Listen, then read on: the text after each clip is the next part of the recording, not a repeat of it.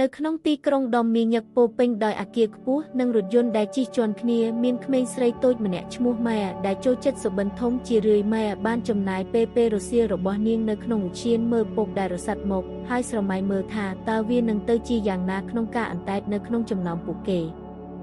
ថ្ងៃសៅរ៍ដែលមានពន្លឺថ្ងៃមួយនាងម៉ែកំពុងដើរកាត់ឧទ្យាននៅពេលដែលនាងបានឃើញអ្វីដែលអស្ចារ្យពោគឺប៉េងប៉ោងពណ៌ក្រហមភ្លឺចាំងដ៏ធំមួយចងជាប់នឹងកៅអីវាជាប៉េងប៉ោងដ៏ស្រស់ស្អាតបំផុតដែលនាងមិនធ្លាប់បានឃើញជាមួយនឹងខ្សែបូពណ៌មាសដែលបញ្ចេញពន្លឺថ្ងៃជំរាបសួរយីមានិយាយដោយដោះខ្សែបូថ្នមក្បិតហើយមែនទេដើម្បីឲ្យនាងភ្ញាក់ផ្អើលប៉េងប៉ោងបានទាញថ្នមលើខ្សែបូហាក់ដូចជាកំពុងព្យាយាមប្រាប់នាងអ្វីមួយមុនពេលម៉ែអាចប្រតិកម្មប៉េងប៉ោងបានលើកនាងចេញពីដីហើយឡើងលើអាកាសអីយ៉ាម៉ែបានលន់មាត់ដោយកាន់ខ្សែបូយ៉ាងតឹងតើយើងទៅណាប៉េងប៉ោងមិនឆ្លើយទេប៉ុន្តែវាដឹកនាងកាន់តែខ្ពស់ឡើងពីលើឧទ្យានពីលើអាគារនិងទៅលើមេឃបេះដូងរបស់ម៉ែលោតឡើងដោយក្តីរំភើបពេលនាងសម្លឹងមើលទីក្រុងខាងក្រោមរថយន្តមើលទៅដូចជារបស់ក្មេងលេងតូចហើយមនុស្សមិនធំជាងស្រមោចទេ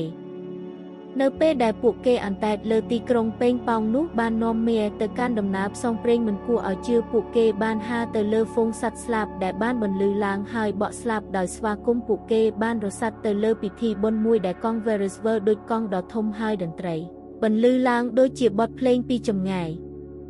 បន្ទាប់មកប៉េងប៉ោងនោះបានដឹកម៉ែឆ្លងទន្លេជាកន្លែងដែលទូកបានបន្សល់ទុកផ្លូវលំនៅក្នុងទឹកនាងបានគ្រវីទៅកាន់នាវិកដែលគ្រវីត្រឡប់មកវិញទឹកមុខរបស់ពួកគេពោពេញដោយភាពងឿងឆ្ងល់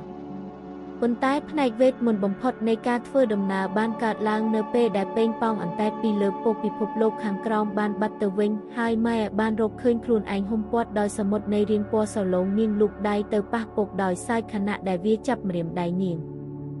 នេះពិតជាអស្ចារ្យណាស់ម៉ែនិយាយសំឡេងរបស់នាងពោពេញដោយភាពរីករាយ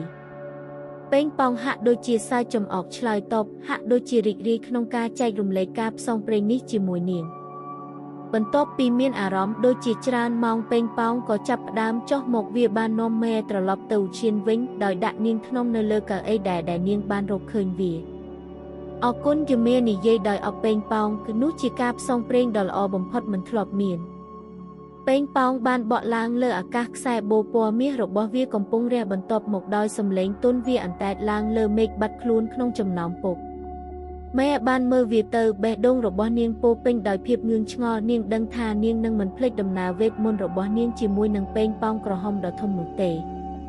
ចាប់ពីថ្ងៃនោះមកម៉ែបានទៅលេងសួនជាញឹកញាប់ដោយសង្ឃឹមថានឹងបានឃើញប៉េងប៉ោងមួយទៀតហើយទោះបីជាវាមិនត្រឡប់មកវិញក៏ដោយនាងតែងតែសម្លឹងមើលទៅលើមេឃដោយស្នាមញឹមដោយដឹងថានៅកន្លែងណាមួយនៅទីនោះប៉េងប៉ោងពណ៌ក្រហមដ៏ធំរបស់នាងនៅតែអណ្តែតដោយរង់ចាំអ្នកផ្សេងទៅផ្សងព្រេងសីលធម៌នៃរឿងពេលខ្លះដំណើរផ្សងព្រេងវេទមន្តបំផុតបានមកពីរឿងសាមញ្ញបំផុតរក្សាចិត្តរបស់អ្នកឲ្យចំហដើម្បីឆ្ងល់ហើយអ្នកនឹងរកឃើញភាពរីករាយនៅកន្លែងដែលមិននឹកស្មានដល់